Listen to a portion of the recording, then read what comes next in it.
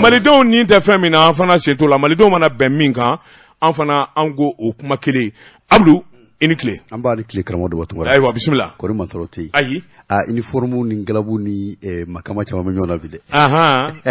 Abdou lafiyabɔ bɛ commencer ko k'a jago ye tiɲɛ yɛrɛ la dɔw yɛrɛ bɛ nin na ko sisan ko ne ni karamɔgɔ la ko jɔn ye kɔrɔ ye n ko ayi dɛ hali ne ye kɔrɔ ye grâce la bɛna fɔ ko ka woro sara ko woro sara tɛ bi dɛ ayiwa min ye karamɔgɔ Dɔbɔ Tunkara i n'a fɔ dɔgɔkun an bɛ ɲɔgɔn sɔrɔ yan nɔ karidonya fɛ a bɛ fɛn min ko fɔ a bɛ tunkarankew olu ka jamukan don ka se ka kunnafoni di o fana bɛɛ jamukan in kɔnɔna na ka laban ka kumada d'u ma ni gɛlɛya minnu b'u kan an'u bɛ yɔrɔ minnu na jamana taabolo ani u yɛrɛ ka cogoyaw ka se k'o ɲɛfɔ an ye fɛn min ye wulikajɔ ye o bɛ senna a bɛ waati jan bɔ maliden minnu bɛ yen nɔ n'olu bɛ taama yɔrɔ la walima minnu bɛ taamana n'u seginna ka na so ani minnu bɛ n'olu ka sira ɲini walasa u bɛ se ka bilasira cogo min na an da sera ma kuma caman na an bɛ minnu salo kɛ dɔgɔkun kɔnɔna na wulikajɔ fɛn fɛn kɛla tunga bunako kan walasa maaw ka se ka bɔ a kibaruyaw kalama min ye an bɛ minnu kɛ bi an bɛ taa Laginɛ jamana kan min ye tunkarankew ka jɛrɛjɛkulu min bɛ yen nɔ ni o ye Conseil supérieur de la diaspora malienne olu ka bolofara min bɛ Laginɛ jamana kɔnɔna na wulikajɔ minnu kun kɛla an ka jamana ɲɛmaaw fɛ waati tɛmɛnenw na ni o bɛ tali kɛ Assise nationale de la refondation ANR fɛn minnu ni fɛn minnu fɔla o kɛnɛ kan yɔrɔ sigiw kun kɛla an ka kubedaw la kana togodaw la kana marabolo kɔnɔna na ani Bamakɔ baara laban minnu kɛla ni o kuma segu kun kan ka kɛ jamana ni jamana an bɛ se k'a fɔ fɛn min jamana 25 min bɛ yen n'olu ye wulikajɔ kɛ fɛn min kɔni ye Laginɛkaw ye olu ka kuma segin olu y'o kɛnɛ sigi sen kan walasa fɛn minnu fɔla kɛnɛ kan ani hakili kan ka to fɛn minnu na ni Ala sɔnna ma olu y'o kuma segin kɛ Laginɛ jamana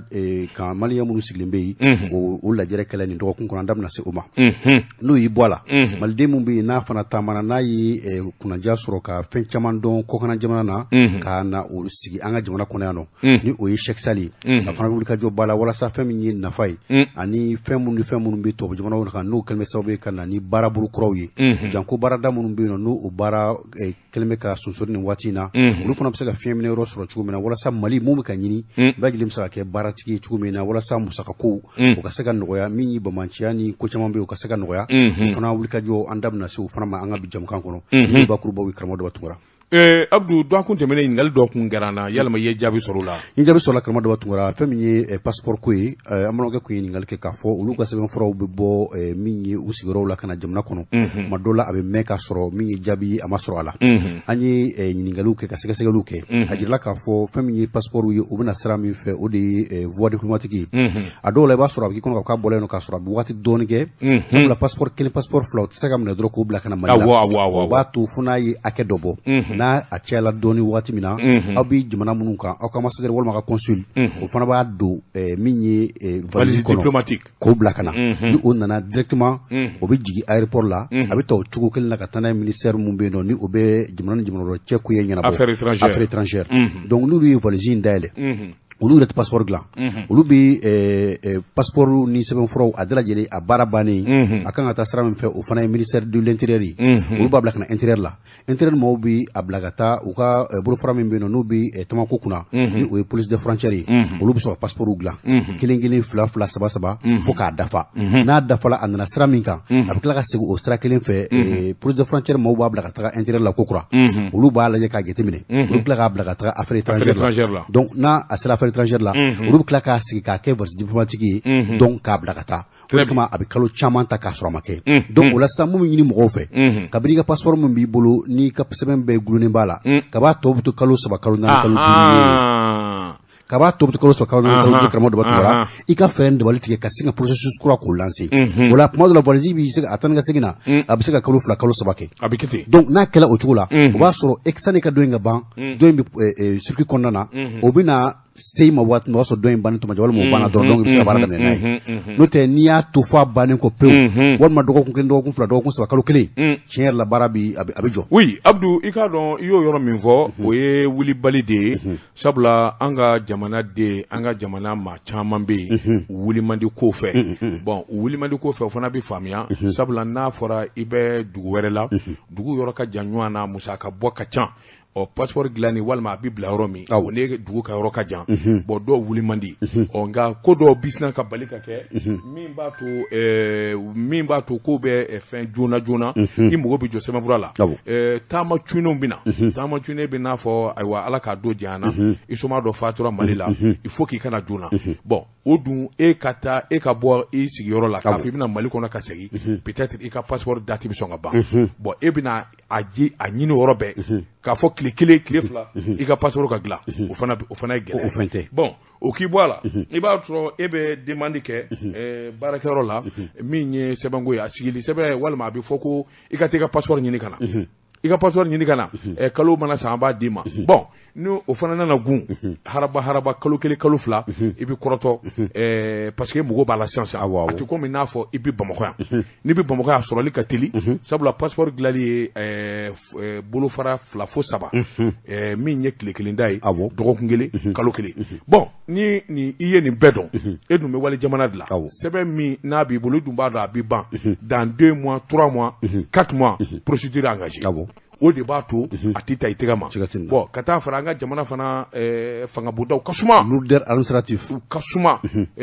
papier yɛrɛ bɔli faransi walima u bɛ jamana minnu na k'a fara ɲɔgɔn kan k'a bila ka na Mali kɔnɔ u ka tila ka taa i b'a sɔrɔ nin bɛɛ kalifalen bɛ maa dɔ la ni nin ma tila a denw ka furakɛli la ni nin ma tila ayiwa taa ka segin la o hakili bɛ bɔ papier ko bureau kɔnɔ bon c'est compliqué donc a ɲuman bɛɛ i ka kɔn kalo 2 kalo 3 n'i sɔmina k'a fɔ i ka sɛbɛnfura bɛ ban i k'a ɲini ten Abdou i k'a dɔn yɔrɔ faamuyara alors i k'a dɔn ayiwa min ye passeport ni fɛn kɔni bɔlen ɲɔgɔn na siga t'o la o ko dilanna wa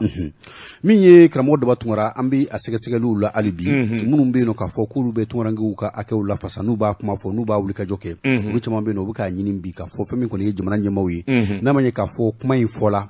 a man ka kɛ kuma gansan ye ten sabula fɛn caman kɛla ka tɛmɛ min kun ye jamanadenw saliya kosɛbɛ k'u se ka min ye marabagaw ka kuma caman na nka nin kan ka kɛ sababu ɲuman ye walasa o ko minnu kɛla olu bɛ ka se ka lakilen o de kama kuma in kɔni fɔla nka ani fɛn minnu bɛnna sabula kuma fɔ ani an tun bɛ gɛrɛntɛ min kɔnɔna na an tun kan ka taa jamana wɛrɛw voir joona joona walasa k'a f'u ɲɛna ANR kɛla nin de bɔra kɔnɔna na o pression tun bɛ sen na donc mɔgɔ min b'a baaraw k'a bɛ gulogulu bɛ ɲɔgɔn na donc an bɛ se k'o faamuya o waati nka kabiri o waati tɛmɛna n'an bɔra mois de janvier kɔni mana sa o kan ka sɔrɔ papier cila ambassades ni consulaw bɛɛ la tiɲɛ don yɔrɔ dɔw la u bɛna fɔ k'a fɔ ko yɔrɔ dɔw la kunnafoni dila misali la Faransi Espagne ani alors Italie olu bɛ k'a ɲini mɔgɔw fɛ k'u ka taa u ka enrôlement na u ka min ye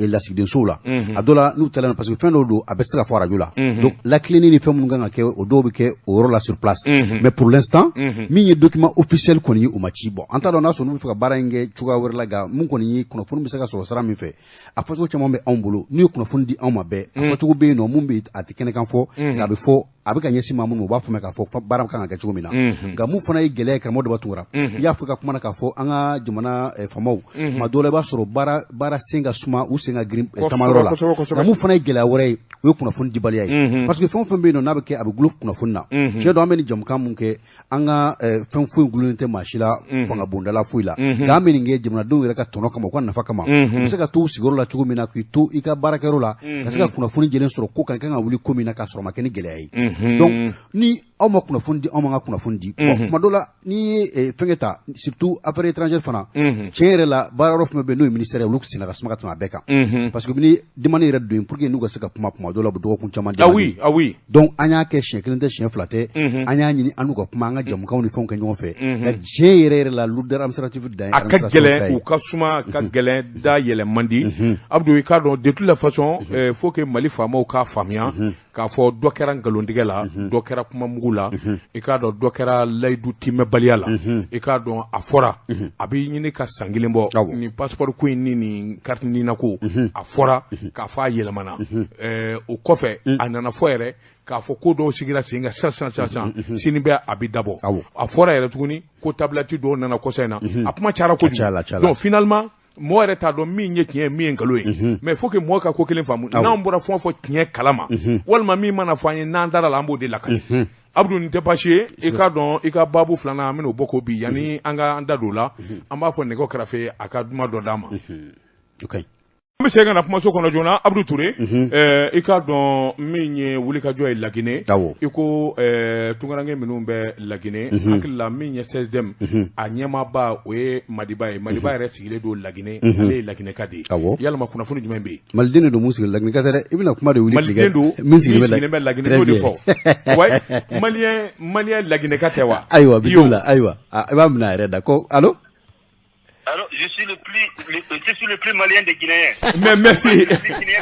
Ayiwa Madiba salamu alaikum. Aleykum salam Abdoulaye Dabatogara. Ayiwa Madiba ko tile fila na wulikajɔ dɔ kɛra Laginɛ malien minnu sigilen bɛ Laginɛ jumɛn ni jumɛn don ça concerne quoi? Alors, b'a fɛ d'abord il faut ka wulikajɔ la daba wallahi ki wali ɲuman dɔn diaspora bɛɛ tɔgɔ la eri Abdou ni i ka baarakɛ ɲɔgɔnw bɛɛ radio Moussa ni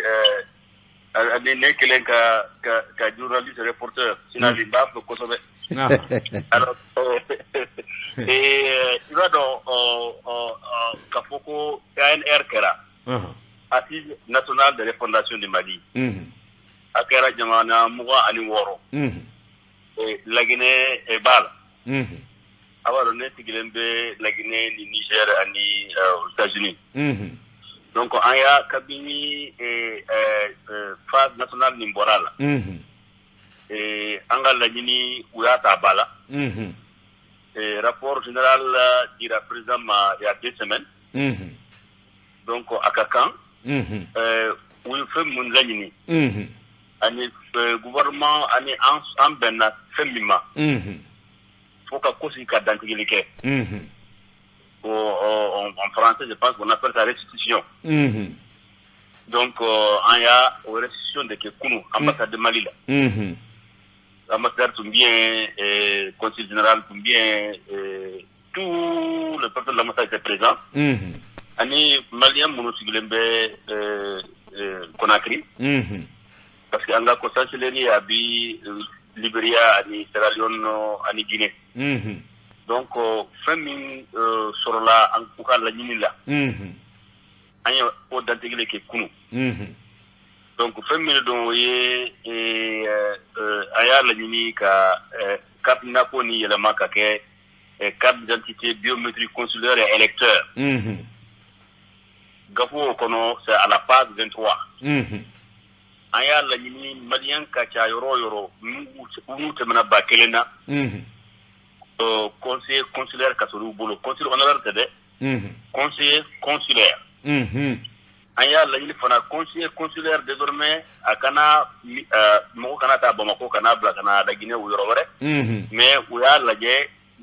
malien minnu sigilen bɛ u kɔ sigiyɔrɔ bɛra yɔrɔ min na u k'a ta olu tɛmɛla la donc an y'a fana laɲini ka états généraux de l'immigration kɛ k'a fɔ ko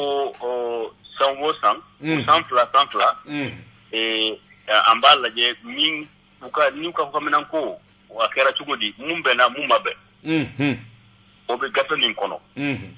an y'a laɲini san o san semaine kelen bi ta semaine wa semaine de l'immigration malienne mɔgɔ mun bɛ se an b'a ɲɔgɔn sɔrɔ Bamako o semaine wa kɔnɔna na i mana fɛn o fɛn d'i bolo a kɛra camion kɔnɔntɔn ye o a kɛra avion ye o a kɛra i ka bolofɔminɛn ye o bɛɛ bɛ exonéré a bɛ kɛ semaine d'échange di fana o kɔnɔna na mɔgɔ minnu b'a fɛ ka na jamana ma dɛmɛ u ka hakilina na ani u dɛmɛcogo la o bɛ taa b'a la chaque année donc an y'a fana laɲini ko an ye top 10 donc organisation intellectuelle Union européenne tun b'a financer ou financement banna ou intellectuels nous ɲɔgɔn sɔrɔ Bamako tugun pour entrer dans nos grandes universités ou ka réflexion ɲɛnama kɛ jamana bɛ se ka taa ɲɛ cogoya min na o fana taara ba la an y'a laɲini banque d'investissement de la diaspora o fana ye gafe min kɔnɔ o fana banque d'investissement ni partenaire bɛ kɛ étranger ani diaspora ani malien fana minnu sigilen Mali kɔnɔ donc en banque d'investissement kɔnɔna na an y'a lajɛ jamana bɛ gɛlɛya min na gɛlɛya bɛ taa fɛ parce que 125 an ka population a bɛ doubler sisan an bɛ 1,20,000 mais yanni 125 tugun an bɛ kɛ 1,44 ye donc o sɔrɔ dun ti an bolo sɔrɔ kɔni ti bien ça mais a ma gérer a ɲuman na fɛn min ka ɲi Mali ko la on est le pays le moins endetté dans la zone MOA an ma juru ta n'i y'a lajɛ bi Ghana est à 75% dette la Côte d'Ivoire est à 70%. Le Sénégal est à 73%. Mais nous, on a à moins de 4%. Donc, Ambetaka Juru Chamantatu, Kamasro, Napoli Mimbambulo, et Ambetaka Aujuro Wasara, Nigro Mata, Institution Koronana, développement Seka Keka Beni, Ayere Lamini, pour que Mobesaka, Opto ni, École ni, Sirao ni, c'est-à-dire pour avoir une qualité de vie. Donc, en y a l'année, à mon million de coca, et où il y a bon de trésor de la diaspora. Bon de trésor de la diaspora. Oui. Bon de trésor. D'abord, Madame Kafo, Bamanakana, il y a des bons trésors déjà qui existent. Il y a bon de trésor ta, et la maturité est 5 ans. 5 ans au mana dafa, il y a wari de la tigima, avec intérêt. Donc, il y a un cabinet de transition dans la canacée d'Ima, où m'a démêlé sur mon fait. Ils ont levé des fonds dans le marché de MOA, où il y a bon de trésor de Ferreo. Un bon de trésor de Ferreo, des banques ou une institution là, ou de Karakafoko, où il y a Napoli Bouboulou pour que vous salaire qui a mis, gouvernement qui a fonctionné. Donc, en bas, fait quoi, ou de diaspora là, parce que moi, mon mimba fait que Mali m'a demain, aïe bon de trésor tap, akawari de don. 100 akawari de Kosegama. C'est garanti par l'État, c'est garanti par la BCAO. C'est-à-dire que ni ne famuya ni wartigi min bɛ jamana kɔ kan o bɛ se ka wari di faso ma o bɛ bɔn d'a ma a ka wari bɛ tila ka segin a ma san 5 o de don wa. Voilà, o de don. Ok. Donc voilà, donc n'o kɛra non seulement i ye gouvernement ma dɛmɛ i ka wari fana tɔrɔ i bolo. Oui, bon, président, pratiquement l'essentiel a été dit, Nya Famia. Oui. Mais ce qui attire mon attention, ça c'est le problème du papier. Bon, le papier, justement, il y en a encore 2 autres points qui sont importants. Entre les députés Minegba, donc, depuis 16e de la 5 ans. Amina député Soro, mais Amina Fana, conseiller technique Soro, ministère au Konana. 10 ministères sectoriels, plus un conseiller de président, ça de l'immigration, et un conseiller de Maliens auprès du Premier ministre. Ok. Et, alors, moi, je n'ai pas pu le d'abord, Baramin Damneka, cabinet transition d'aménagement. Au Sérac, système ni lana, Bamako. Au Maban, Barak ou les Baratineta. Donc, le changement là, le changement cherché, Agnetuye Baradoke, Abouireye, le Cambladuma, Atani Kalokre à peu près, parce que Kuma Fora et ambassadeur là. Donc, un ou la Kanjo, pour que lettre Kablakata, ou lettre Blakata, ambassadeur Bella, pour le correction et les changements. Ouais, mais est-ce que cela est effectif aujourd'hui? Dans toutes les ambassades. Dans toutes les ambassades. Est-ce que vous confirmez que au Bara Damnena, Bilhak? Adamina, tous les ambassades ont reçu de correction. Maintenant, il y a un déficit de communication au niveau des ambassades. Au niveau des ambassades. Il faut que beaucoup y a donc à Foko, lettre nana à Foko pour les corrections. Mais en mako tu correction drone d'abord. En mako féminale. Au couvre qui nous y a trop changé. Carte de séjour boubolo ka ben trop bimade. Ou ka carte mina douma ka ben oma. Anga kele o de yo. Donc mais oma te la lettre kono. Ou kama ko andi se ko se lettre kono mais abela wala o sugar brafo ko ministre na télévision na ka fo sogami. et hakil bala ya après 6 mois ou 7 mois ministre na télévision na ka foko amena to ko changer ka beni au to au ka bar c'est de barabi bi to mina voilà ani kramo de bare émission le kaka nere ministre nyininga il m'a confirmé que mo carte de séjour mi be mo bolo finalement carte nina de bi yelama ko o togota pour que o ka sebo ngana tien voilà donc anga c'est-à-dire anga kele kumpa et tu o de usona ma una na ya pour télévision na mais lettre mi c'est vrai 600 ou mo c'est des lettres au kono bon ne faut le famu parce que ne galike pour kama ko shérif et nimbi fode antika sebe parce que au banga partenaire funu ami nonkro et donc ce n'est pas bon mais il n'a pas mis pour télévision na partenaire mu ka kuma kala nawa mo ya me hein il dit ko kuma folé o effayé mais à ce bené o effayé donc mba mbi bede ni befe u ya famu ka foko fembi fora de o de keto mais ati se ka sebe papier de kam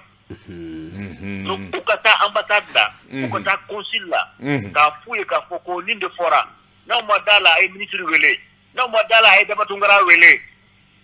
donc ay abdou wele o de fora o fora mi fora o de keto maintenant umana ta yoromina ni ministre ou consul ou ambassadeur ko antake où est-ce que les campagnes? Au Djeledou. Voilà. Donc voilà en fait en ce qui concerne les papiers. D'accord. Maintenant en ce qui concerne les ANR,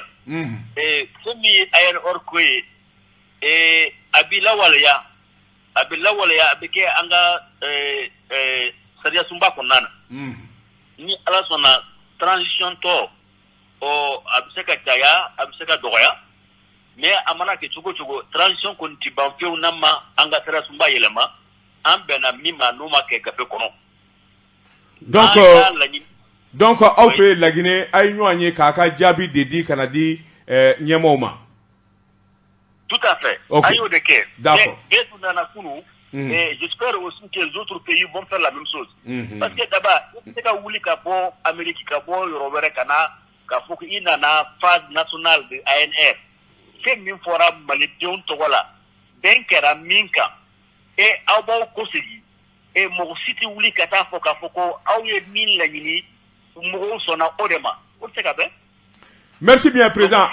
ambi foki walmando ko ay retour de kekuno ouais ambi foki walmando wati bi ni ka kurungwa. Merci beaucoup d'abord. Merci président. Merci bien. Des garanties là pour. Et Moussa Aladjo Mbafo. Kana nyine Aruna Koulibaly ko Suisse. Mais c'était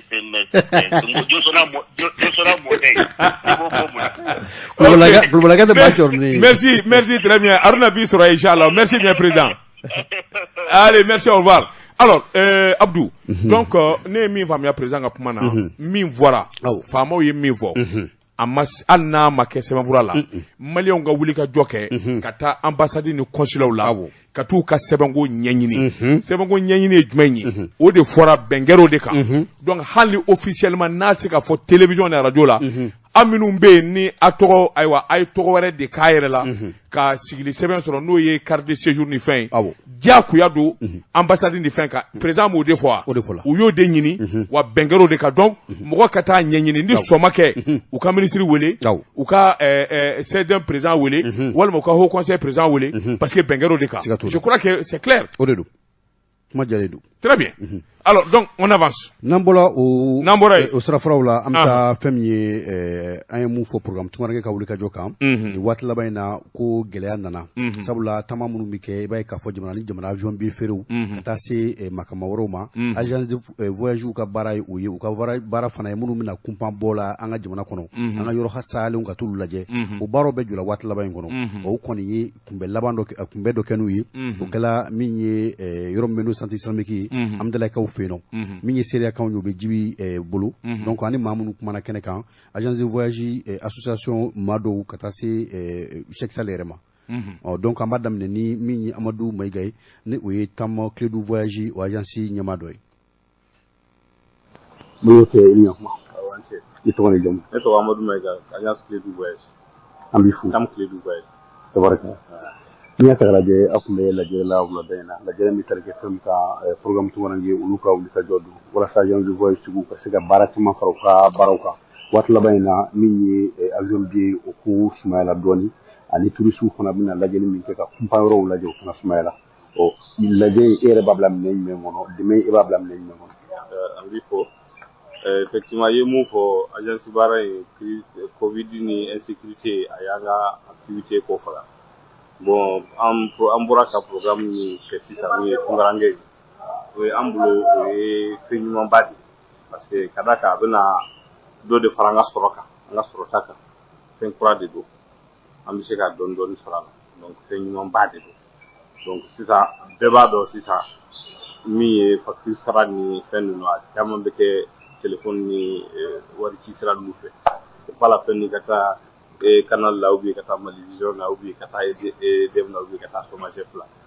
il bɛ se k'i adresser agence de voyage dɔ la i bɛ se k'i ka facture sara donc o ye fɛn kuraba ye surtout bisi fana n'a fɔra k'e ka 200 don essence la ka taa Sogonikɔ gare la ka taa bisi ticket ta o bɛɛ dépense ye sans compter risque ye moto kan a bɛ se ka kɛ accident bɛ kɛ o bɛ donc o kɔlɔlɔ ninnu bɛɛ bɛna bɔ mɔgɔw kan sisan ka baara in nɔgɔya hali téléphone ci yɛrɛ la peut-être i bɛ se ka téléphone ci k'i ka numéro di i ka facture bɛ taa i ma a bɛ sara n'i y'a wari ci Orange Money na dɔrɔn a bɛ sara o bɛɛ bɛ se ka kɛ donc o ye fɛnba de ye vraiment programme tunkarange bɛna di agence de voyage ma voilà. I bɛ wele jumɛn bila ka taa agence tigiw ma ani bɛ wele jumɛn bila ka taa population ma ni baara daminɛna walasa u kana se k'u kunda aw kan aw ye agence tigiw ye a fana bɛ denbayatigi dɔw de ta u fana b'u dayirimɛ ɲini nka ni baaraw jɔra dɔrɔn a bɛ na ni gɛlɛya fan bɛɛ nka ni daminɛna ni mɔgɔw ye a ta ba la a bɛ se ka kɛ sababu ye ka na ni sɔrɔda dɔ ye aw ye welekan min bɛ n bolo ka ɲɛsin maliyɛnw ma ani agence yɛrɛ ma an ka ko kura min filɛ nin ye programme kura min filɛ nin ye ka na an ka ta ba la i y'a fɔ a bɛ se k'an nafa kosɛbɛ parce que société n'i y'a mɛn société i ko baarakɛla ninnu fana fo fɛn dɔ de k'a sɔrɔ k'u ka sara ninnu ka musakaw assurer bon nin bɛna kɛ sababu ye baara in ka to a nɔ la a bɛ se ka kɛ baara kura fana bɛ créer parce que ni baaraw wulila sisan billet feere baara ni fɛn digi baara ninnu wulila o kɔrɔ mɔgɔ minnu b'a bolo olu tɛ se k'o baaraw bɛɛ kɛ a bɛ se ka wolo baara kura la donc o dun ye farankan ye parce que dɔ de bɛna bɔ baara tanya la donc dɔ de bɛna sɔrɔ ni dun ye sɔrɔ Mali la i b'a dɔn i kelen t'a dun mɔgɔ 15 hali n'a sara ka dɔgɔ a mana kɛ cogo o cogo madama e bɛ baara la barika in bɛ don baara la parce que i bɛ mɔgɔ min balo la a ka ca voilà donc welekan mun de don u k'u ɲɛsin désormais agence de voyage ma u ka service ninnu kɛ mun ye billet feere carte billet tali ye min ye k'u ka facture canal ni Mali Vision ani Somagef ni EDM ani hali u ka wari ci wari mun bɛ bɔ ko kan ka na o bɛɛ bɛ se ka sɔrɔ désormais agence de voyage la a tun bɛ sɔrɔ agence dɔ la mais nin bɛna nɔgɔya de don parce que i b'a bɛɛ sɔrɔ yɔrɔnin kelen. Voilà, nin kun ye Amadou Mayiga ye min ye Tamkiledu voyage nin kun ye olu ka min agence ɲɛmaa dɔ ye o bɔla yen nɔ min ye agence de voyage ka association présidente ba n'o ye madame Sidi Fatumata Kuyate a fana tun bɛ kɛnɛ kan a y'a ka impression d'a ma. Ok. Présidente yan o la. Musa Ratlem. A hakili jigin tɔgɔ ni jamu. Madame Sidi Fatumata Kuyate.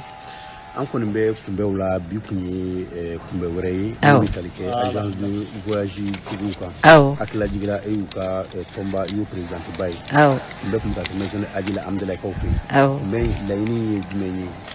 Ayiwa laɲini kun tɛ dɔwɛrɛ ye an ka Mali denmisɛnnin minnu n'olu bɛ tunga fɛ n'an b'a fɔ diaspora olu ka mɔgɔ dɔw de tun nana a bɛ f'o ma ko groupe de programme tunkaranke olu de nana n'u ka produit dɔw ye k'u y'a ye tunga la yen nɔ donc u nana k'u b'a ɲɔgɔnna kɛ an fana bara yan nɔ parce que aw yɛrɛ b'a dɔn sisan baara caman gɛlɛyalen don an fɛ ka sababu kɛ gɛlɛyaw ye gɛlɛya caman ye baarakɛda caman minɛ fo dɔw yɛrɛ datugura donc olu nana n'u ka nin produit ninnu ye k'u bɛna an dege a la an ka baara kɛ an ka fɛn sɔrɔ a la hali n'an bɛ fɛn minnu sɔrɔ kɔrɔlen n'an t'o sɔrɔ an ka se ka dɔ k'an yɛrɛ ye ka bɔ sigi la parce que baarakɛda caman bɛ yen nɔ sisan gɛlɛya ninnu sababuya la o mɔgɔw caman de sigilen don ten tɔ donc k'u bɛna baara ninnu mɔgɔw kalan a la sa an bɛ se ka dɔ sɔrɔ a la cogo min. Présidente ni am se ka fo kumbe sabana ya ko da fe bi ku ni baraka ñogon yere association kono afa tonden to anana ere ya yi i baraka ñogon to ya men tugo da agence de voyage sibu uya kabi ibadan ya anga sigi sabanandi sigi follow kara conference de presse de an yɛrɛ bɔra o la ka na u dɛmɛ a baara la sigi filanan kɛra lancement an b'a fɔ min ma o programme tungaranke yɛrɛ a lancement yɛrɛ kɛra o don donc nin kɛra baara yɛrɛ bakuruba yɛrɛ a daminɛ de ne bɛ se ka fɔ cogo min parce que ni agence de voyage n'u ka sigi ka fɔ ye n'o bɔra la u ni hôtel feerelaw fana ta bɛna k'a la baarakɛda caman bɛ yen nɔ minnu ka baara n'u bɛ fɛ olu ka fɛn sɔrɔ u ka baara in nɔfɛ olu bɛɛ de bɛna n'olu bɛɛ bɛna sigi ka fɔ kɛ bi ta tun ye agence de voyage ye donc an nana o baara de kɛ bi ka ɲɛfɔli kɛ u ye k'a yir'u la baara in bɛna kɛ cogo min bɛna kɛ cogo min siɲɛ wɛrɛ fana u yɛrɛ bɛ se ka wuli ka taa tungaranke mɔgɔw ka sigidaw la u ka taa u dege baara in na pour que u ka se ka baara kɛ ka nafa sɔrɔ a la. Présidente aw ka baara in gɛlɛya b'a la ka bɔ waati dɔɔni sabula taamako o nɔgɔyala kosɛbɛ ka sababu kɛ banako ye min fana ye Mali an bɛ kɛlɛ b'an fɛ a bɛ waati dɔɔni bɔ n'i y'a ta k'a lajɛ nin bɛna kɛ fiɲɛbɔda ye aw ma nka welekan jumɛn b'i bolo ka ɲɛsin agence de voyage tigiw ma ani maliden tɔw ma minnu fana bɛ se k'aw ka service minnu fɔla sisan olu bɛɛ lajɛlen lasɔrɔ aw fɛ yen walasa fana bɛ se ka nafasɔrɔ siraw ka se k'olu sɔrɔ sabula denbayatigi bɛ baara kɛ o fana bolo. Ayiwa welekan de don n y'a fɔ cogo min an ka baara kun ɲɔngirila kosɛbɛ kosɛbɛ kabi kɛlɛko ninnu daminɛna an ka yɔrɔw la kabi coup d'état ko ni fɛnw ka b'olu ma se tuma min na gɛlɛya donna anw ka baara la ka sababu kɛ mɔgɔw b'a fɔ min ma insécurité o tuma an ka jamana kan anw dun tant que insécurité bɛ an ka baara tɛ se ka kɛ a nana b'o la covid fana nana sen don a la ka baara yɛrɛ jɔ siɲɛ kelen bon ninnu nana ni nin sababu ɲuman min an b'a fɔ a ma sababu ɲuman de o bɛna to an bɛ dɔ sɔrɔ parce que mɔgɔninfin tant que i bɛ dɔ sɔrɔ i bɛ dɔ sɔrɔ o i baara daminɛ foyi dɔgɔman tɛ dɔɔni dɔɔni mɔgɔ man ka jɔ a la parce que dɔɔni dɔɔni de bɛ fara ɲɔgɔn kan k'a kɛ caman ye o kosɔn an b'a ɲini agence de voyage bɛɛ fɛ an b'a ɲini hali baarakɛda wɛrɛ mɔgɔ wɛrɛw fɛ aw yɛrɛ y'a ye bi baara la a y'a ye banques sen b'a la a y'a ye assurance mɔgɔw sen b'a la nin bɛɛ de bɛ ka fara ɲɔgɔn kan ka baara kun kelen kɛ pour que baara lafiya ka na baara nɔgɔya ka na baara fɛn sɔrɔ ka na donc an b'a ɲini agence de voyage bɛɛ fɛ bɛɛ ka n'i sen don nin baara in na bɛɛ ka n'i inscrit banques bɛ yan nɔ i n'a fɔ BMS n'a ɲɔgɔnna assurance bɛ i n'a fɔ Sonavi n'a ɲɔgɔnna olu bɛɛ ye baara in nɔgɔyabaga dɔw ye u bɛɛ bɛ yen nɔ u bɛɛ bɛ baara kɛ ni programme tungaranke ye ka foli kɛ ka ɲɛsin programme tungaranke yɛrɛ promoteur ma n'o ye Sali ye denmisɛnnin ɲuman don denmisɛnnin sɛbɛ don a mɔgɔw bonya a y'a ɲini fana a ka fasodenw bɛɛ ka dɔ sɔrɔ. A y'a ɲini fasodenw fana bɛɛ ka dɔ sɔrɔ min bɛ babu ye a bɛ kuncɛ ni sexuel yɛrɛ ka dakun ye 2 ye. D'accord an k'o lamɛn. an ye expérience minnu sɔrɔ diaspora fan fɛ ka n'o fana bila maliyɛnw ka bolo ka Mali kɔnɔna la donc o de hukumu kɔnɔna la an bɛna an ka lancement fɔlɔ kɛ ni o bɛ kɛ ni agence de voyage ye parce que an nana ye k'a fɔ o secteur de touchera kosɛbɛ degun bɛ degun caman sɔrɔ covid ko in na donc an nana ni hakilina kuraw ye mun bɛ kɛ sababu ye hali ni degun wɛrɛ nana bana ta fan fɛ n'u ma se ka avion billet feere donc u bɛ se ka sɔrɔ u ka sɔrɔ tɛ se ka jɔ cogoya min na ka se ka u ka agence ta se ka mɔgɔw ka sara ni fɛnw kɛ tout ça waleya bolodali ka nɔgɔn donc an ye bɛnkan bila ni bangew cɛ Mali la donc o banque ninnu sisan agence de voyage ni bɛ taa ka taa compte bancaire de dayɛlɛ donc n'a ye compte bancaire dayɛlɛ maintenant a bɛ se ka baara kɛ ni plate interface min ye donc maintenant mɔgɔw bɛ passer k'o bila a ka bolo kan donc n'o bila a ka bolo kan a bɛ se ka service ninnu bɛɛ kɛ misaliya la a bɛ se ka courant ni ji sara i n'a fɔ a bɛ se ka taji carte mɔgɔw bɛ taji carte bɛ a bɛ se k'olu la recharger a bɛ se ka autobus autogare billet ninnu billet autobus ninnu tɛ a bɛ se k'olu feere a bɛ se ka tungarankew fana bɛ wari min c'u somɔgɔw ma donc a bɛ se k'o fana sara a bɛ se ka mɔgɔw bɛ demande min kɛ compteur ji ni courant o compteur demande fana a bɛ se k'olu baaraw fana kɛ a ka yɔrɔ fana la donc a ka ca Ala fɛ n'olu bɛɛ fara ɲɔgɔn kan k'a d'a ma hali ni avion billet ma feere tuguni olu commission bɛ se k'a permettre ka se k'a ka agence ta en charge effectivement n y'o kuma ɲɛfɔ o ye produit wɛrɛ ye an ka programme kɔnɔna la mais n y'a kuma kun tigɛ k'a yira k'a fɔ jamanadenw bɛ wari mun ci ka na Mali la an bɛɛ b'a kalama san kɔnɔ n'i y'a fara ɲɔgɔn kan a bɛ ka ca ni miliyari 600 ye plus de 600 milliards mais o mun bɛ ci ka na nafaba tɛ se kosɛbɛ an ka villagew ma donc an ye nin sɛbɛn bila en place k'a fɔ de telle sorte que u mana wari bila ka na musaka dɔ bɛ bɔ a la k'a bila i ka dugu mais o ka sɔrɔ fɔlɔ baara dɔw bɛ i ka dugu y'o baaraw kɛ fɔlɔ u ye compte bancaire dayɛlɛ comité de gestion bila en place mun b'a to n'o wari nana u ni banque bɛ jɛ ka wari gérer cogoya min na donc o wari min bɛ na parce que bi agent de voie caman bɛ yen olu tɛ se ka tɔgɔnakɛ mɔgɔw ka wari sara parce que ni tɔgɔnakɛ ka wari bɛ sara ni sira damadɔni de Western Union Money America bon o dun se tɛ bɛɛ ye bi ka se ka o dayɛlɛ donc an ye nɔgɔya la na agent de voie se k'o sɔrɔ cogoya min na. Bien. Alors Abdou. Ni Cheikh Sali n'a fɔ y'a fɔ cogo min na programme Tunkarange initiateur do ma caman bɛ i yɛrɛ ɲininka k'a fɔ munna ni programme ka kunnafoni b'a yɛrɛ ni jamukan kɔnɔna na hakilila jigila Cheikh Sali maliden de ye mun kun sigilen bɛ jamana kɔkan na a bɛ taa a bɛ segin a ye service caman ye service minnu bɛ yen n'o nafa bɛ se ka se an ka jamana denw ma a dɔw la fɛn min ye maa minnu bɛ tunga la k'u se k'u to u ka salon kɔnɔnaw na k'u to métro kɔnɔ k'u to u ka baarakɛyɔrɔ la ka se ka u ka so u ka courant mun ni ji min bɛ jeni Bamakɔ yan walima se walima Tumiya ka se k'u facture sara u y'a daminɛ ni o de ye donc an n'u ye ɲɔgɔn sɔrɔ partenaire la o de kɔnɔna na maintenant programme bɛ ka wɔra de ka ɲɛsin secteur wɛrɛw ma secteur minnu bɛ yen nɔ n'olu fana bɛ se ka kɛ nafasɔrɔ sira ye jamanadenw ma parce que mɔgɔ caman bɛ yen nɔ sanni an ka mɔgɔ ka i b'a fɔ ko sanni maa ka jigi i talonyɔrɔ la i jigi benyɔrɔ la ka jigi talonyɔrɔ la o tɛ se min i se yen parce que mɔgɔ caman bɛ yen nɔ ni baara ma sɔrɔ jamana kɔnɔ ce sont des potentiels comment on appelle migrants olu kɔni sira siga t'a la sira ɲuman ko t'a la sira jugu ko t'a la ni olu ma baara sɔrɔ jamana kɔnɔ u bɛ taa de donc k'a lajɛ baarakɛda minnu bɛ se ka wɔra yan nɔ n'u bɛ se ka secteur développer donc baara bɛ ka ɲɛsin o de ma sisan o de kama taalen ɲɛfɛ mɔgɔw bɛ k'a faamuya dɔɔni baarabolo minnu bɛ ka kɛ agence de voyage tigiw u ka baara tun bɛ ɲini ka jɔ pewu sabula avion billet feereli ka taa jamana wɛrɛw la ani ji n'o fɛngɛ o caman jɔ la donc minnu bɛna touristes fana na o fana baara caman fana jɔ la bon olu ka baara bɛ se ka wɔra cogo min na agence n'a sɔrɔ ni u ka mɔgɔ baarakɛla tun ye mɔgɔ 6 ye ni nin baara ni fɛn bɛɛ farala ɲɔgɔn kan tuma dɔ la agent bɛna taa fɔ mɔgɔ 8 na donc o fana y'a damana makama ye o de kama an tɛgɛ bɛ ɲɔgɔn bolo hali bi walasa u ka kunnafoni ni fɛngɛ minnu bɛ yen nɔ an bɛ se ka continuer k'o di mɔgɔw k'a lajɛ fana ka tɔgɔ in fana jateminɛ k'u hakili to a la programme Tunkarange an bɛ ka émission min fana kɛ o fana diaspora de a bɛ tali kɛ ɲɔgɔn na. Abdou i k'a dɔn maa min nana ni nin hakilina ye an ka foli ani tanu bɛɛ ka ɲɛsin a ma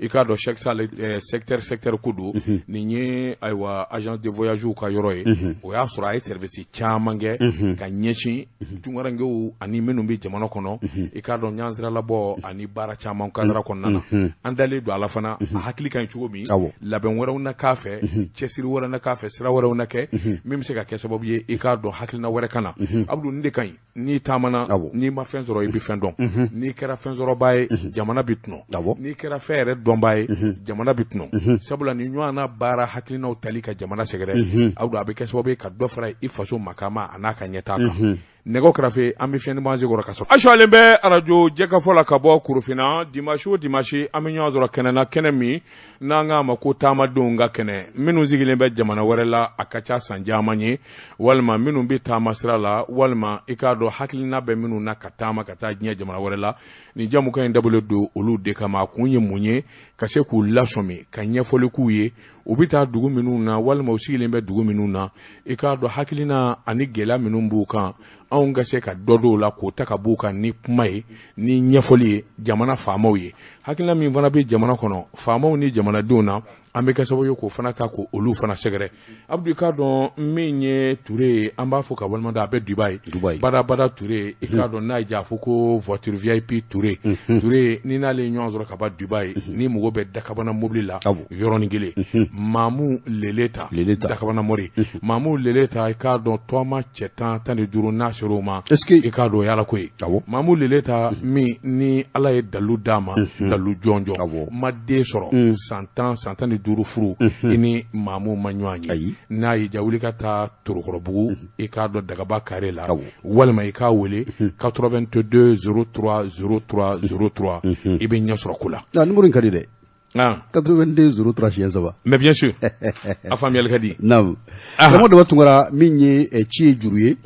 dɔ bɛ min ye Jalo a bɛ Kɔlɔnbada la ko k'a f'i ɲɛna k'i bɛ waritigi minnu tɔgɔ fɔ Gabon k'o t'a bannen ye ko n ka i ka numéro d'a ma k'a bɛ n'i wele ko maa wɛrɛ bɛ yen k'a b'o tɔgɔ f'i ye u ka numéro d'a ma n y'a d'a ma ni maa wɛrɛ bɛ yen ne ye minnu fɔ ka tɛmɛ o kan waritigi bɛ yen nka waritigi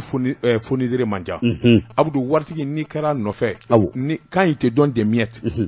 o waritigiw bɛ gabɔ miettes yɛrɛ ye joli ka daminɛ 2000 la waritigi min kan ka 5 millions wɔɔrɔ d'i ma n'a ma dɔ wɛrɛ d'i ma 200 ni 100 k'a y'i sɔn a ma wari d'i ma bon est ce que o ye waritigi ya ka gɛlɛn o ye makaritɔ waritigi de o ye tɔgɔ ɲinina waritigi de nka waritigi tɛ voilà donc ne bɛ minnu dɔn waritigiw don n'i taara u fɛ yen k'u bɛ gabɔ u b'i nafa f'i b'a dɔn k'a fɔ y'i sɔn ne b'olu de fɔ ayiwa n'o tɛ wari bɛ n bolo tɛ o ni jalo ye ɲɔgɔn sɔrɔ ni wari b'i bolo n'i ye Mali bɛɛ kɛ sangaso ye kelen dalen don a kɔnɔ fɛn t'anw bolo an ka mɔgɔ b'o la alors e dun ko cogo di ni jalo ye ɲɔgɔn sɔrɔ liste tɔ min bɛ a n'o d'i ma a fɔ a ye ko a kana liste di ne ma